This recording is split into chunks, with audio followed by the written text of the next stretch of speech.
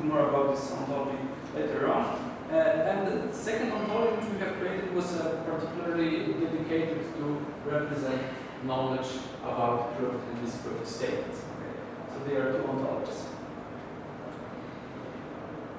So what is a scientific law? Okay, so here's a definition. Scientific law is a constant relationship between things, and more precisely between qualities possessed by the objects or between events in which the object participates.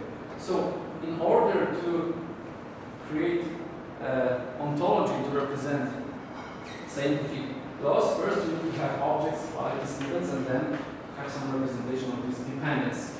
Okay, and in fact, our domain ontology is exactly what is needed. Okay, all classes in this ontology are divided according to Dolce top-level ontology, which comes from Trento. All of them are divided on four top most general classes. So we've got endurance. Endurance participate in perdurance. Okay, endurance have or possess qualities, and qualities can be measured, and their values are represented in some scales. Like for example, color can be represented. Values of the color can be represented in some color spaces, for example, in RGB. Okay. So having this representation, it was enough to introduce some, let's say, more axioms which exactly are about statements. Okay, and in fact, we developed this taxonomy of scientific laws. So there are axioms which you find in the paper. Now let me just quickly describe each of the class. So first distinction is between methodological and objective laws. The first one, methodological law concern primarily scientific methods which can be used to measure qualities. Okay, and objective laws are about objects and dependencies which are between them. Then objective laws are divided on qualitative and quantitative laws. Basically, qualitative laws are about endurance or perdurance of objects and events. Okay, and qualitative laws are about qualities, and to be more precise, about the values which these qualities may have. Okay, then we've got among qualitative laws there are correlation laws, which say that okay, there is some correlation between values of qualities, but we don't really know the function, okay, which exactly describes this correlation. On the other hand, we've got functional law. So here we know the function, and we know that the value of one quality is a function of the value of some other quality. Okay, if this function is monotonic, then we've got monotonic. And the last two, so is inclusion law. It is just subsumption, so this law states that one class is a subclass of some other class. And ordering law states that all objects from one class have greater or smaller value of some quality than all elements of some other class. So this is basically the intuition which is behind. Here I'm going to provide 4 examples, concrete modeling, how we transform statements in English, which are stored in the database, to their ontological representation. Just 4 examples. Okay, so first, methodological law. Near-infrared spectroscopy can be applied for prediction of beef tenderness. Okay, so first this statement, which is an instance of a methodological law class.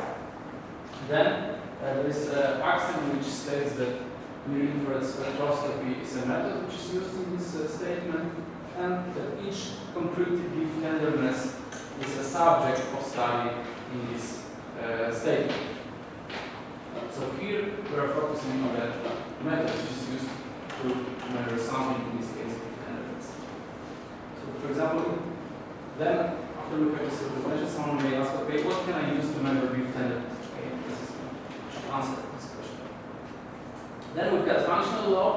Beef slaughtering season has influence on beef fat acid profile. This is a functional law. In this functional law, we have dependent and independent parameter. In this case, we see that beef fat acid profile depends on beef slaughtering season. Okay? we represent is that each with exciton is independent parameter in this statement, and with as provide is independent. If tenderness improves with longer aging time, okay, it's a monotonic law, and we know that monotonic is also functional, so it must have the same part of representation as functional law. So we can state dependency between two qualities. In this case, we see that with tenderness depends on with aging time, and additionally, we know that there is some function which is monotonic, and this monotonicity is positive, what means that indeed with aging time has a positive impact with tenderness. And the last one, ordering law, addition of antioxidant to ground beef improves its oxidative stability.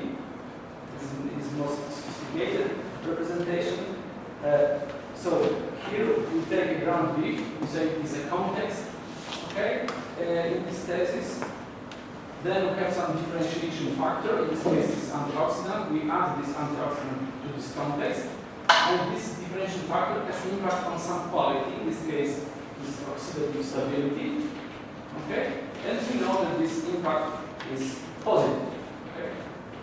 So we have also monotonicity here, although there is no function.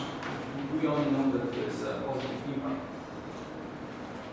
So this example should give you some impression of how we represent statements. Of course, we have also a division on accepted and rejected, okay, scientific laws. So we know whether it was accepted or rejected. Okay, how we use this? We created our API-powered application to deduce new scientific laws. And let's say we managed to find two ways of obtaining new knowledge from the one which is stored in the ontology. So first is very, very easy, but also powerful. So if you have two statements,